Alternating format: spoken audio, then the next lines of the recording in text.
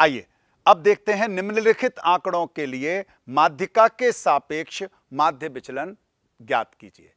तो यहां हमें वर्ग अंतराल दे रखा है और बारंबारता दे रखी है। तो सबसे पहला काम हमने वर्ग अंतराल लिखा 0 से 10, 10 से 20, 20 से 30, 30 से 40, 40 से 50 और 50 से 60। हमने बारंबारता भी लिख ली 6, 7, 15, 16, 4 और 2। माध्यिका निकालने के लिए हमें इसकी संचयी बारंबारता की जरूरत पड़ेगी, CF।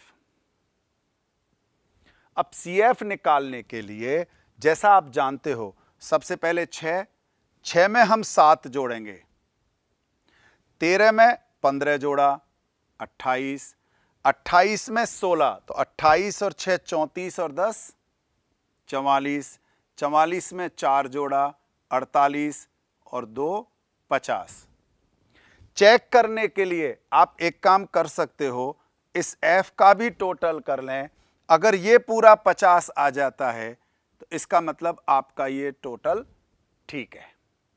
इसके बाद जब आपने CF निकाल लिया, चूंकि ये वर्ग अंतराल के रूप में है, अगर वर्ग अंतराल नहीं होता तो सीधा X होता तो आप इस 50 का आधा करते और 50 का आधा करने पर 25वां आंकड़ा और फिर 26वां आंकड़ा, 25 का डाटा 26 के डाटे को प्लस करके आधा करते, तब आप माध्यिका निकालते। लेकिन वर्ग अंतराल में चूंकि एक पूरा 10 का अंतर है, इसलिए इसके लिए जब हम माध्यिका निकालते हैं तब जो हमारा सूत्र होता है वो होता है, जो माध्यिका वर्ग है उसकी निम्न सीमा n/2 माइनस CF बटे में F गुणा H। अब ये क्या क्या है? सबसे पहले 50 का आधा करते हैं, 25 हो गया। यहां हम CF में चेक करते हैं कि 25 कहां होगा, तो हमें तो कहीं 25 नजर नहीं आ रहा। लेकिन संचयी बारंबारता का मतलब है 13 तक, तो 13 तक 6 से ज्यादा और 13 तक दूसरा वर्ग अंतराल, 13 से ज्यादा यानी ज्यादा 13 के बाद और 28 तक तीसरा वर्ग अंतराल, 28 से ज्यादा और 44 तक चौथा वर्ग अंतराल। तो हमें तो 25 चाहिए, तो 25 के लिए अच्छा हो कि आप यहां पर ऐसे आयत बना लें। लेकिन जो CF है वो ना तो इसका आधा होगा ना ये 28 होगा, तो फिर CF कौन सा होगा? इसके ऊपर वाला जो डाटा है ये CF होता है हमारे लिए, और जो वर्ग अंतराल में आया है ये आपका F हो गया और ये आपका L हो गया, निम्न सीमा। इन सब का मान वहां रख करके हम सबसे पहला काम करेंगे माध्यिका निकालने का। तो L का मान 20 है और n/2 तो 25 है ही, माइनस ऊपर जो CF है वो है 13 बटे बारंबारता हमारी है 15 गुणा 10। जब हम इनको हल करेंगे तो हल करने के लिए सबसे पहले इसको काट लेते हैं और उसके बाद 20 जमा 25 में से 13 गए तो 12 गुणा 2/3, 3 चौका 12।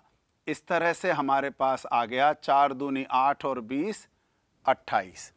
माध्यिका हमारे पास आ गई 28। अब एक बार सूत्र याद करें, मीन डेविएशन अबाउट मीडियन। इसमें हमारा होगा सिग्मा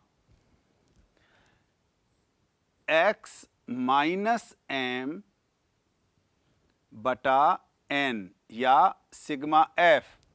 लेकिन f तो है ना, इसलिए हमें f से इसको गुणा करना ही होगा।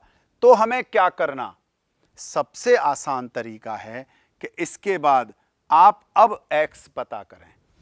0 और 10 के बीच में 5, 10 और 20 के बीच में 15, 20 और 30, 25, 35, 45 और 55।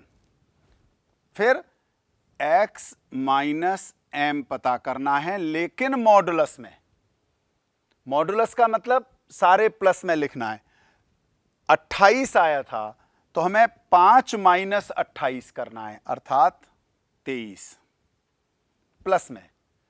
जब मुझे 15 माइनस करना है तो वहां मेरा आ गया 13।